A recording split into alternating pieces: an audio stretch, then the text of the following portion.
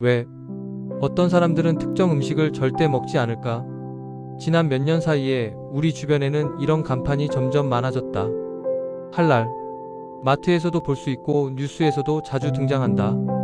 그런데 많은 사람들은 이 단어의 정확한 의미를 모른다.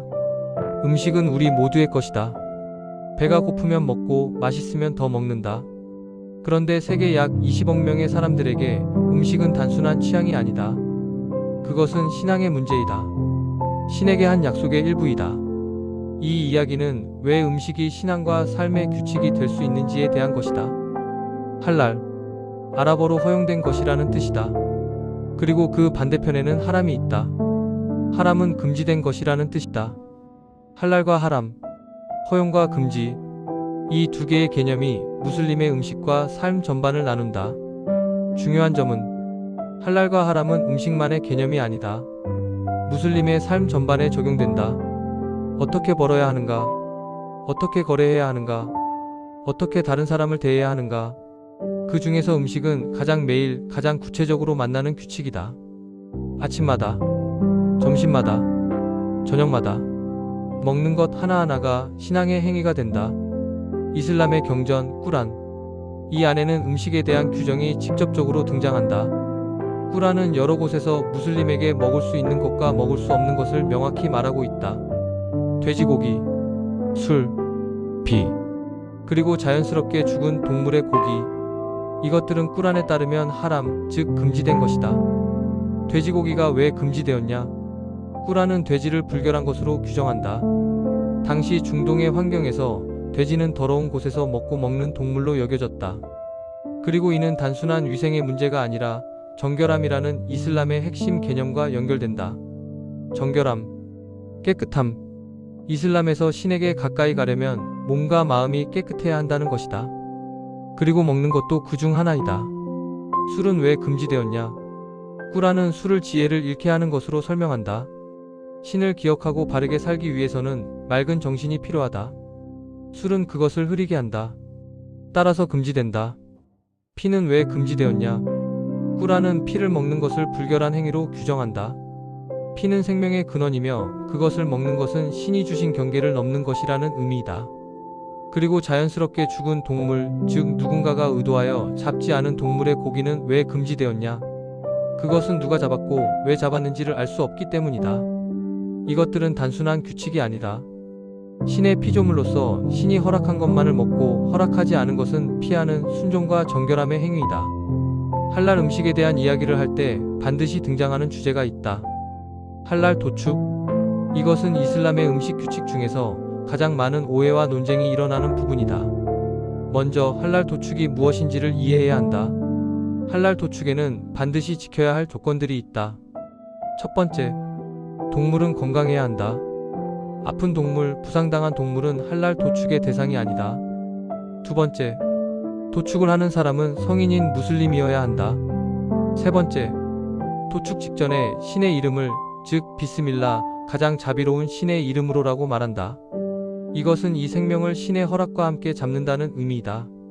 네 번째, 도축은 날카로운 도구로 빠르게 이루어진다. 목의 경동맥을 한 번에 자르는 것이다. 이것은 고통을 최소화하기 위한 것이다. 여기서 많은 사람들이 질문한다. 왜 그냥 총으로 쏘지 않느냐? 왜 피가 나는 방법을 선택하냐? 답은 두 가지이다. 첫 번째, 피는 반드시 제거되어야 한다. 꾸란에서 피를 먹는 것은 금지되었다. 따라서 고기 안에 피가 남아있지 않아야 한다. 경동맥을 자르는 것은 피를 가장 완전하게 제거하는 방법이다. 두 번째, 총으로 쏘는 것은 반드시 즉각적인 죽음을 보장하지 못한다. 오히려 일부 경우에 고통이 더 길어질 수 있다.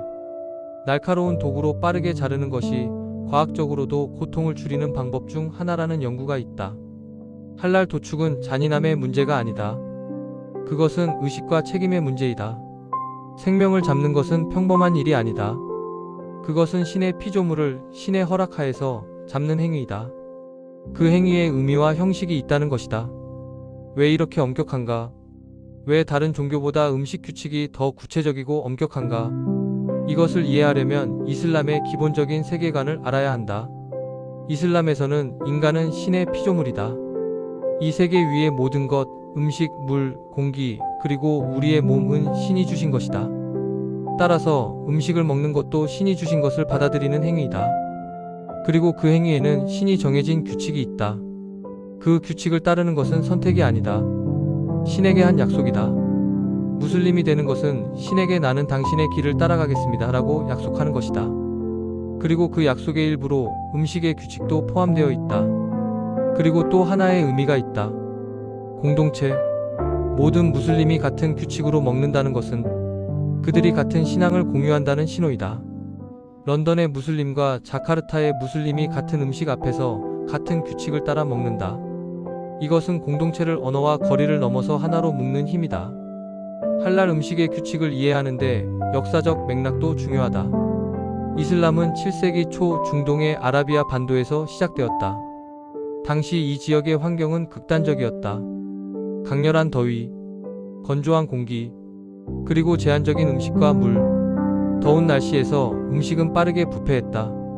부패한 음식을 먹으면 심각한 질병이 생겼고 그것은 당시 사막에서 생존의 위협이었다. 돼지는 더운 사막 환경에서 가장 빠르게 질병을 옮기는 동물 중 하나였다. 돼지의 몸 안에는 여러 종류의 기생충과 바이러스가 살아가는 경우가 많았다. 피도 마찬가지였다. 피 안에는 세균과 균이 자주 존재했고 피를 먹는 것은 질병의 경로가 되었다. 따라서 당시 환경에서 이 규칙들은 단순히 종교적인 것이었는지 아니면 생존과 위생과도 깊은 관계가 있었는지 이것은 역사가들이 여전히 논의하는 주제이다. 다만 한 가지는 분명하다. 당시 그 환경에서 이 규칙들은 합리적이었다.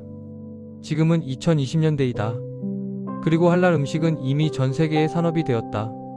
전 세계 할랄 식품 시장의 규모는 약 3천억 달러를 넘는다.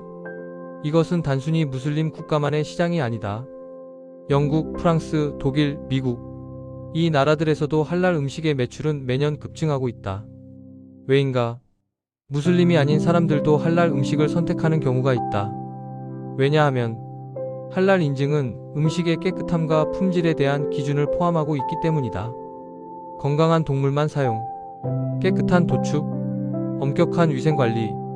이것은 종교적 규칙이지만 동시에 식품 품질의 기준도 된다. 따라서 할랄 인증은 현대 식품 산업에서 신뢰의 로고가 되었다. 할랄 음식에 대한 오해는 여전히 많다. 할랄 음식은 무슬림만 먹을 수 있는지? 아니다. 할랄 음식은 누구든 먹을 수 있다. 할랄은 무슬림만을 위한 음식이 아니라 이슬람의 규칙에 따라 준비된 음식이다. 다음 오해. 할랄 도축은 비인간적인지? 이것은 단순히 할랄만의 문제가 아니다. 각 나라마다, 각 종교마다 도축 방법은 다르다. 유대교의 코셔 도축도 비슷한 방식으로 진행된다. 그리고 현대 산업 도축에서도 고통을 줄이는 것은 국제 규정의 중요한 부분이다. 할랄 음식은 비과학적인지? 아니다. 오히려 여러 연구에서 할랄 도축의 특정 측면이 고통 감소와 피 제거에서 효과적이라는 결과가 나왔다. 할랄 음식은 비과학적이 아니다. 그것은 종교적 신앙과 실용적 지혜가 함께 포함된 것이다. 마지막으로, 이것은 종교 강요인가? 아니다. 할랄 음식은 무슬림이 자신의 신앙을 지키기 위해 선택하는 것이다. 다른 사람에게 강요하는 것이 아니다. 그것은 자신의 삶의 규칙이다. 다시 처음의 질문으로 돌아간다. 왜 어떤 사람들은 특정 음식을 절대 먹지 않을까? 답은 간단하다. 그것은 단순한 취향이 아니다. 신앙이다. 이슬람에서 음식은 단순한 먹거리가 아니다. 신앙이 담겨 있고, 삶의 규칙이 담겨 있고, 공동체가 담겨 있다. 한 접시 안에 이 세 가지가 함께 있다. 우리는 각각 다른 문화에서 왔고 다른 신앙을 가지고 있다. 그리고 우리가 먹는 것도 다르다. 그런데 그 다름을 이해하는 것, 그것이 공존의 시작이다. 음식은 우리를 나누지 않는다. 오히려 음식은 우리가 서로를 이해하려고 앉아볼 수 있는 가장 가까운 자리이다. 할랄, 허용된 것, 작은 단어 하나 안에 2000년의 신앙과 삶이 담겨 있다.